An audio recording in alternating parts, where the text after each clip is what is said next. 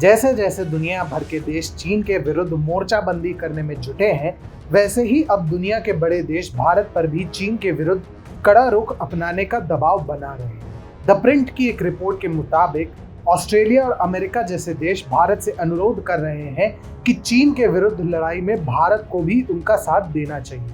इसका एक पहलू ये भी है कि भारत को इस महीने के अंत तक WHO के एग्जीक्यूटिव बोर्ड में जगह मिलने वाली है और WHO के प्रशासन के लिहाज से इस पद को बड़ा अहम माना जाता है।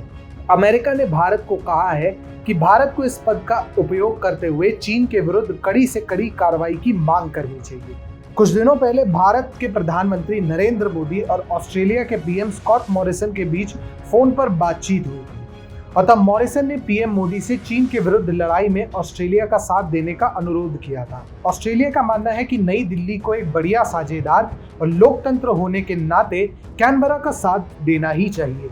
22 अप्रैल को एक भाषण में भारत में ऑस्ट्रेलिया के राजदूत बैरी ओ'फारेल भी इस बात को कह चुके हैं कि वुहान वायरस महामारी के समय भारत और ऑस्ट्रेलिया को साथ मिलकर काम करना चाहिए। बता दें कि ऑस्ट्रेलिया के PM स्कॉट मॉरिसन अभी हाथ धोकर चीन के पीछे पड़े दिखाई देते हैं।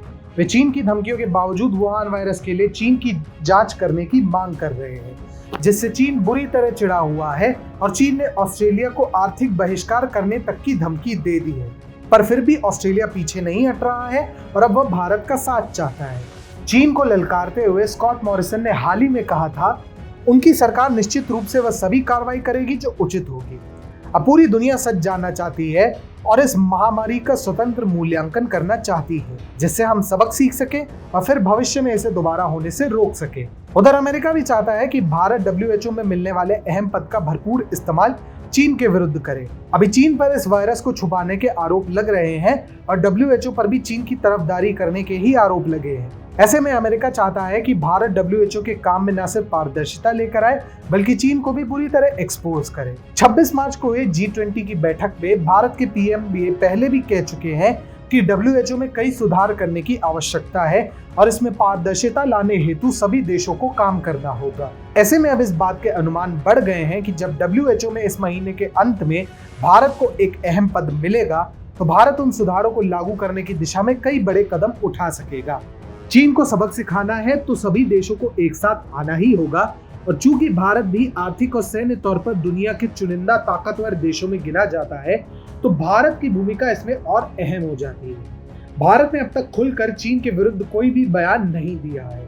अगर भारत ऐसा करता है तो चीन पर बड़ा दबाव बनना तय है, क्योंकि इससे पहले यूरोप भी चीन का साथ छोड़ता दिखाई दे रहा है।